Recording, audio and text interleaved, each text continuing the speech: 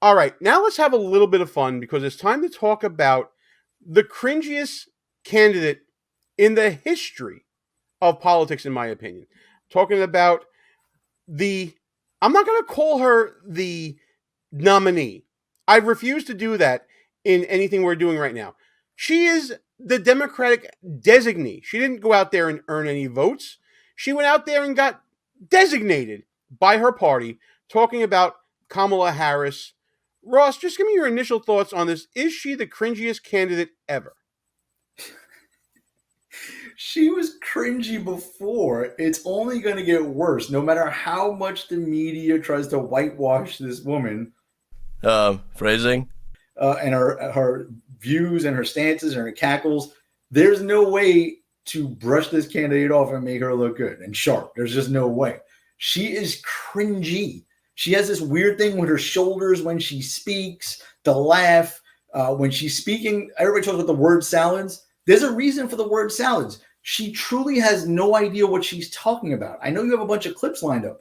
Oh, absolutely. Yes. Did she really feel those ways about those positions back then? Does she even know what those things are? You spineless bimbo. I don't even know if she's a super lib. I assume she is.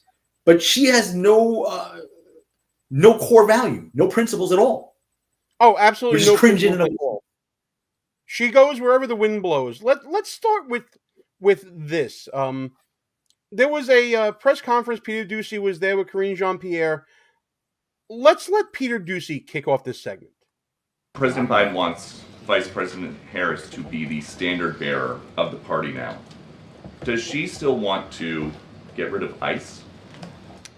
You have seen what this administration has been able to do in the past 3.5 years, and they did that with the vice president as a partner in that. Yes, we've seen that. We've all seen that.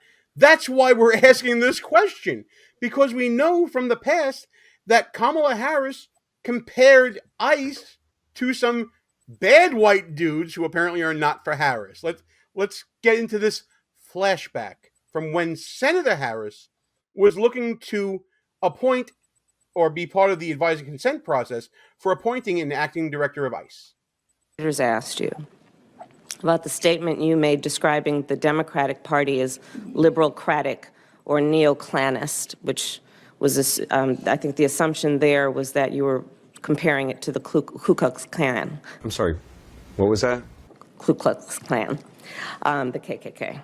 Oh, interesting. Continue. So you said in response to his question, you're sorry because the words caused offense. So would you not be sorry if no one was offended by your words? No, it was wrong to do. Why was it wrong? Because those are offensive words. So now Kamala Harris is going to take this nominee to task for the words that she used comparing Democrats to the KKK. By the way, if you know your history, not exactly an inappropriate comparison considering the history of the KKK. But listen to this tortured just examination here about this comment that this nominee made. Why are they offensive? Because they have history in this country, and I honestly did not mean it that way. But please talk about the history.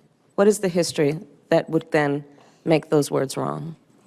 Well, the Klan was what we would call today a domestic terrorist group. Why? Why would we call them domestic terrorist group? Because they tried to use fear and force to change political environment. And what was the motivation for the use of fear and force? It was based on race and ethnicity. Right. Are you aware of the perception of many about how the power and the discretion at ICE is being used to enforce the laws? And do you see any parallels? I do not see any parallels between I'm talking about perception. Officers and agents. I'm talking about perception. I do not see a parallel between what is constitutionally mandated as it relates to enforcing the law. Are you aware that there's a perception? I see no Are you aware that there's a perception? That puts ICE in the same category as the KKK. Is that what you're asking me? Is that what you're asking me? Are you comparing ICE to those bad white dudes who apparently are not for Kamala Harris? Listen to this answer. I'm going to give you a chance, Ross, but I want you to listen to this answer. No, I'm very specific about what I'm asking you. Are you aware of a perception that the way that the discretion I see no parallel. I'm not finished. I see none. I'm not finished. I'm not finished. Are you aware that there's a perception that ICE is administering its power in a way that is causing fear and intimidation, particularly among immigrants, and specifically among immigrants coming from Mexico and Central America? So she's not coming out and saying that that's the comparison. She's intimating that comparison. Really? First of all, the KKK was 100% a Democrat domestic terrorist group. 100%, right? Fear and intimidation of immigrants by ICE. Last time I checked, that's sort of ICE's job, right? They're not using fear and intimidation to affect a political process like terrorists do. They are enforcing immigration law against criminal illegal aliens, right? That's what ICE's job is, immigration and custom enforcement. ICE is not even the people on the border. ICE are the people that go and look for criminal illegal aliens. So boo-hoo if they feel fear and intimidation from that law enforcement agency. Be afraid. Be very afraid. Hey, Christy checking in from Nashville. Hey, Christy, how you doing? See you in the chat. Appreciate you stopping by. Christy's out there on the road. She's a friend of the show, working different locations for the Trump team. So glad she was able to make it as well. So let's go back to Peter Ducey's question. Does she still want to get rid of ICE? Republicans got in the way. The president went around Republicans and was able to get thousands of personnel at the border. And now we are seeing a 50% drop at the border. Isn't it amazing what an election year can do? For 3.5 years, we saw chaos at the border being overrun, millions of migrants coming across the border, the People's Republic of New York City at capacity, Boston at capacity, Chicago at capacity, Denver at capacity, fentanyl streaming across the border in California. But now they solved it. Now they got it all taken care of. So I guess that means you can get rid of ICE? Is that what she's trying to say here? It's so frustrating. It's the tennis ball theory that we always talk about here. Yeah. Explain the theory.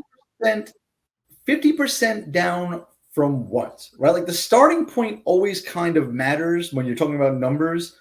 50% down, she claims, border crossings. From when? From last year when they were up like 500%? Like from when? And they're only doing border encounters. They're very careful with the words they use. They're not talking about the gotaways. So if they just stop encountering them, the numbers go down, right? They try to claim credit for a small stretch of the border in Texas that has seen numbers plummet there. Oh, well, that was Governor Abbott and the Texas National Guard securing Eagle Pass, right? They constantly trying to claim credit for that. But the numbers in California are skyrocketing because it's like water. It just went to the path of least resistance and moved there. 50% from what, Gene? What is she talking about? Yeah, exactly. Well, listen, I also have to take an aside here because we do have a beard comparison, and just fuck off. Just I was so nice to her with saying, she came on here and whatever, and now I'm getting beard shamed. I appreciate that. Oh, it is still a magnificent, fantastic beard. Yeah, when you going duck hunting? Let's get back to this. And that's because of what this president has done. As a partner, though, she's been in charge of root causes of migration for years. She has never spoken to the Border Patrol Chief, Jason Owens, or the Border Patrol Chief before him, Raul Ortiz. What should that tell us about her leadership style? She was supposed to be doing root causes, dealing with diplomacy. Diplomacy. That's what her job was supposed to be. Diplomatic. That's the job. Yeah, Okay. Diana, I agree with you. I don't believe a word that comes out of her mouth either. But she doesn't get down to the mud with those pores at the border. She's there to talk about the high level, the C-suite stuff, the diplomacy of it all. Come on. But root causes, Gene. So, okay, she kept saying she was supposed to go do and look for root causes. So where was like her big speech or report or her findings or her solutions? Like we've never heard anything from it, right? We only got like 96 days left till election day.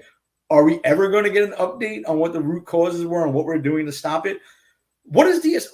Let me just rewind for 1 second. In the words of Hillary Clinton, at what point does it matter now, or some shit like that? Because the numbers are down. What do you care what the root causes were? The numbers are down now. So shut up, you rabble rouser. How dare you even question?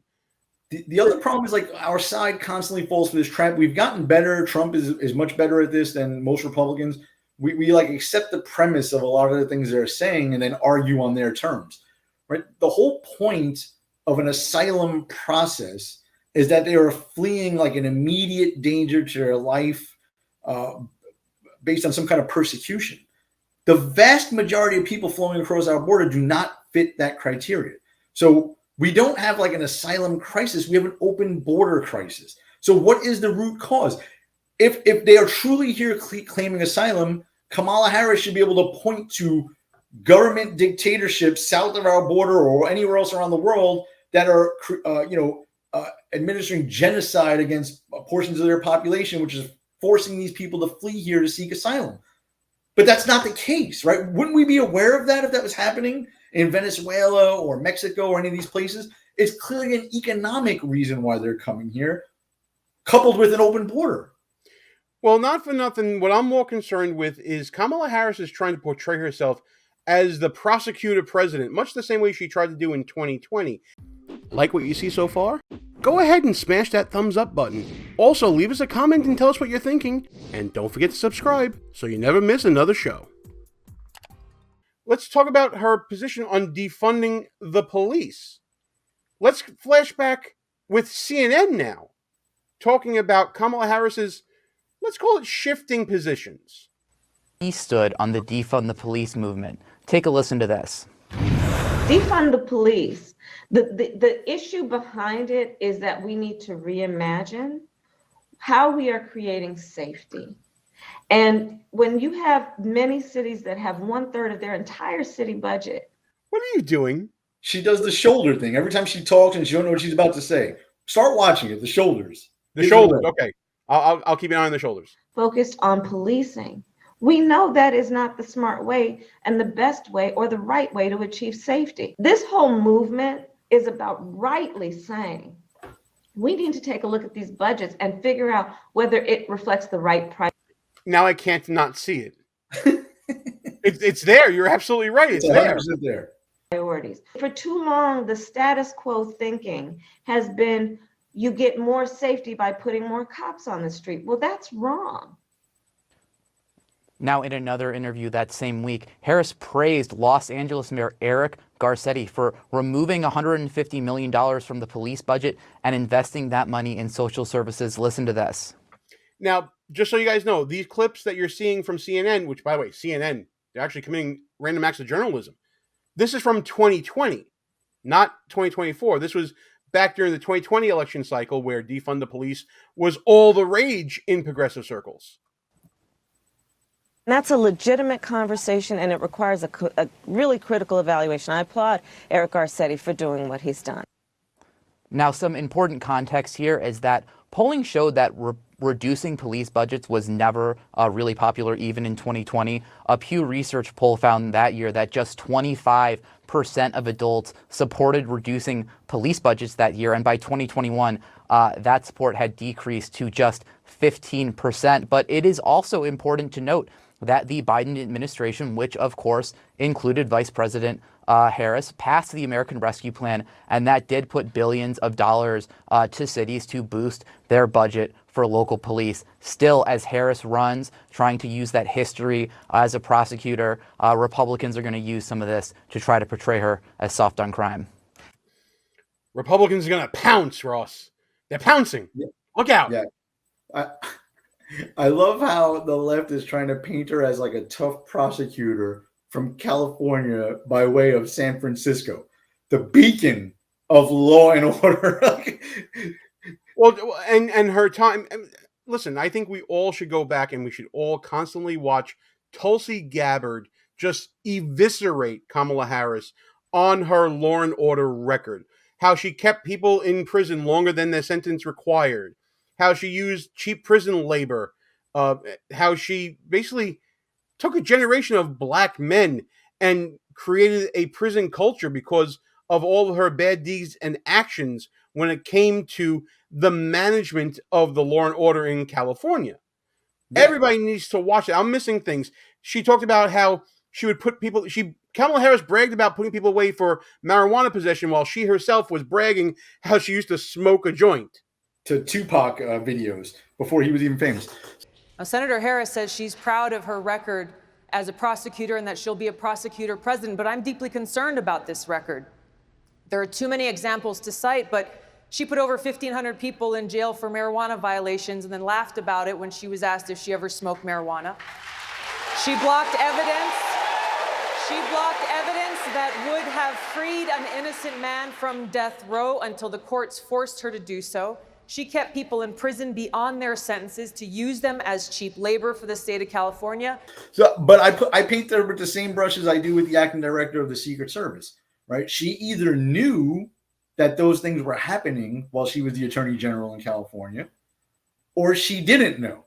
Both of those are unacceptable, right? One of them is true. She either knew that violent criminals were not being charged while low-level marijuana offenders were. She either knew or she didn't know. Both unacceptable. Absolutely. Now we're going to go to the one that I passed over earlier. This is a little more of a fun one, talking about the environment, because after all, everyone on the left is just pro-Earth, right? I think we're all pro-Earth in that sense, but climate change and all the stuff, all these issues that are so good for the left, yet Kamala Harris finds ways to screw it up. Let's flash back to this little nugget. I mean, look, I'm going to be honest. It's really difficult to drink out of a paper straw when if you're just, like, if you don't gulp it down immediately, it starts to bend. Yes. And then, the little thing catches it. And then, so we got to kind of perfect that one a little bit more.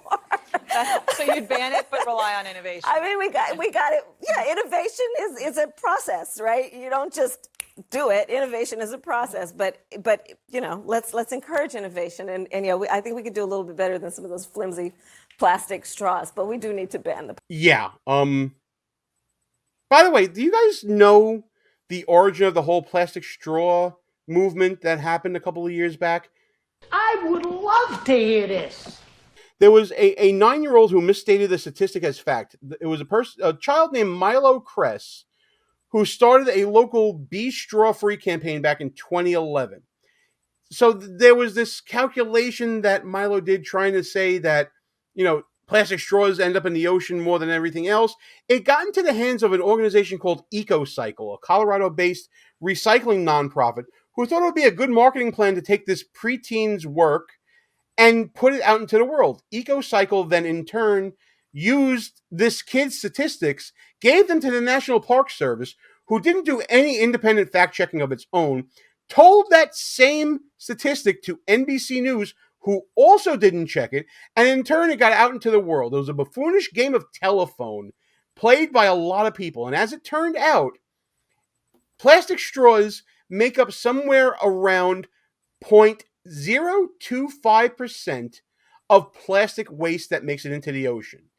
So while that's still 2,000 tons of plastic straws in the ocean, imagine 8 million tons of plastic waste, and you're dealing with 2,000 of that, and you're getting it out there. Great virtue signaling for the Democrats. It's a bunch of BS. Yeah, this party likes to take the word of preteens. Greta Thunberg was lecturing us on climate change not long ago, and the left fell in line with some girl who's probably somewhere on the spectrum, it looks like, telling us how to live our lives. How dare you? Paper straws, by the way. Forget about the plastic part. I don't believe any of that stuff anyway. But the chemicals. The chemicals in them. They're chemicals that came from Earth, and they're going back to the Earth, right? That's my view of it. But what does the left want to replace plastic straws and plastic bags with? Stuff that comes from trees. If they really weren't they telling us that we were cutting down too many trees not too long ago and the rainforests are all disappearing, but now they want to make They want to replace plastic straws that arguably could be recycled, I guess, with cutting down more trees to make paper bags and paper straws. Like, how does that even make sense? Before we read that comment from Diana, the other thing I just wanted to say was with Kamala, right? Kamala Chameleon, she doesn't really believe any of the things she's saying. When you were watching that torturous answer she gave, do you believe that she had a core principle there, or was she just going with what she thought that the moderator and the audience wanted to hear at the time? She has no views. She doesn't know what she believes in. I don't even think she's smart enough to form an opinion. Like I said, when she talked about fracking, ask her to describe fracking. Ask her if she knows how many plastic straws wind up in the ocean. Ask her if it's better to cut down trees to make paper straws. Let's get real answers. She has not given an interview yet, Gene, since she got coronated as the leader of the pack to become the Democratic nominee. Why? No, not nominee, designee. She hasn't stood for an election. She hasn't earned a single delegate in 2 different presidential election cycles. She's the designee. I agree. And Trump agreed to no holds barred anywhere, anytime with Joe Biden. The Democrats don't have a nominee or a designee yet. So he can't agree to a debate with her. And there is no reason to stay with ABC at this point, right? Go somewhere where she will get asked real questions and real follow-up questions and have to articulate her positions if she has any. I don't believe she has any opinions or positions, really, or principles. And even if she does, she would not be able to articulate them at all. She needs to be exposed. There's only 96 days left. The clock is ticking. If you like that clip from our new show, Behind Enemy Lines, please subscribe to the channel, hit the notification bell so you don't miss any other shows, and tune in live every Wednesday night at 9 p.m. Eastern Time.